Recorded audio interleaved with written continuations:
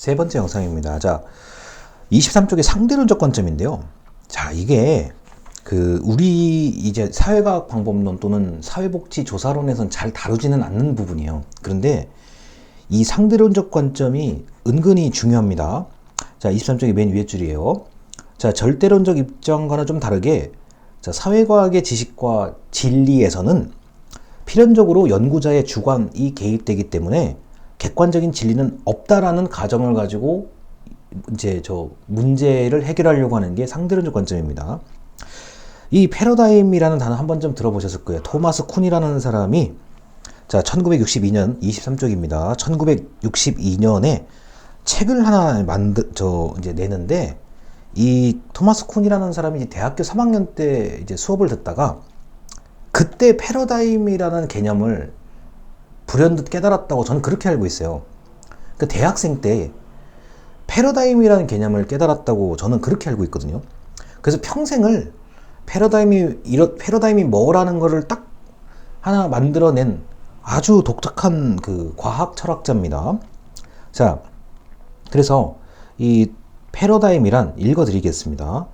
자, 어떤 한 시대의 지식인들의 합의로 형성된 지식의 집합체, 즉 당시의 전문가들이 합의해서 만들어낸 지식으로, 그 지식은 사람들에게 엄청난 영향력을 줄 수 있는 일종의 이론, 아주 큰 이론들을 얘기합니다.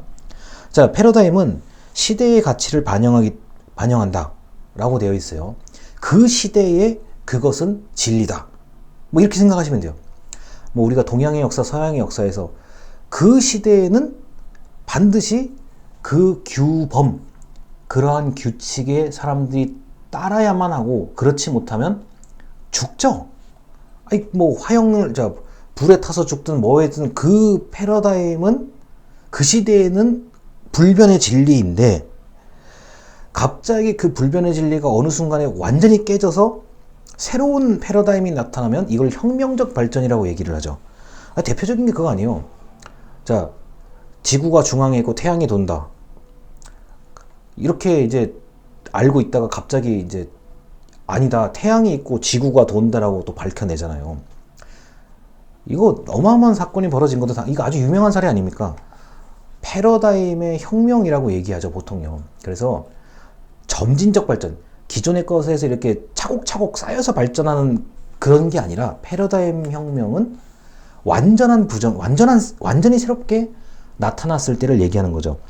근데 아직까지 뭐 저희 시대에, 저희가 살고 있는 시대에 완전하게 뭐 부정할 만한 뭐 패러다임이 나타난 것 같지는 않은데, 그런 게 나타나는 그 어떤 시초들은 보이죠. 그 대표적인 게 코로나예요. 제가 볼 때는 코로나 기간이 지금 3년이 좀 넘는데, 이거 때문에 그 패러다임의 변화까지는 아니지만 엄청난 게 하나가 크게 변했죠. 우리 사회복지에서도 아주 답답했었던 거예요.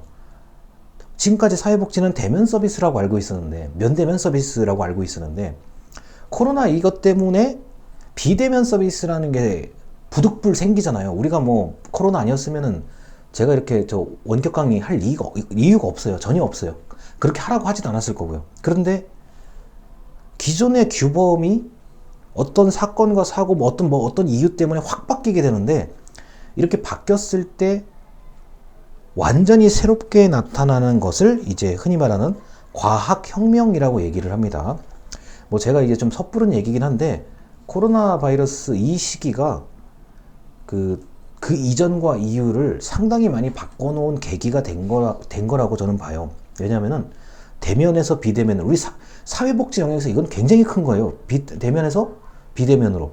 그 다음 중간에 갑자기 뭐 인공지능, 뭐 AI가 나오고 뭐 이러니까, 이게 이제는 답을 사람한테 물어보지 않고, 자, 흔히 말하는 요새 채팅, 인공지능에다가 물어보면 너무 깔끔한 답변이 나오죠. 물론 그 부분이 아직까지 부족하긴 하지만. 그래서 지금 굉장히 당황스러워하죠, 많은 사람들이요. 자, 이런 것들이 바로 이제 그 패러다임 혁명의 좀 시초가 되지 않을까, 이런 생각을 해봅니다. 자, 그리고 실존주의인데요. 이 실존주의는 우리 조사방법론에서는 좀 다루기가 쉽지가 않아요. 왜냐면은 이건 이제 세계 1, 2차 대전 이후에 뭐 24쪽의 맨 위에 줄입니다.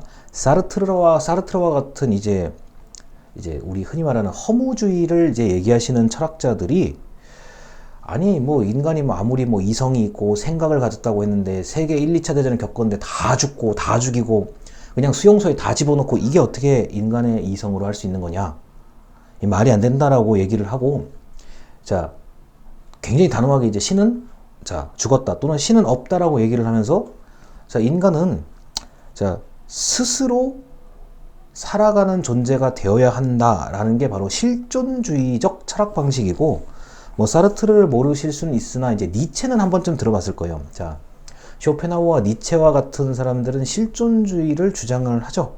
그래서 내가 살아가는 걸, 내가 살아가는 거지. 자 누가 나에게 자 사라지는 것, 이게 좀 이제 이상한 표현입니다.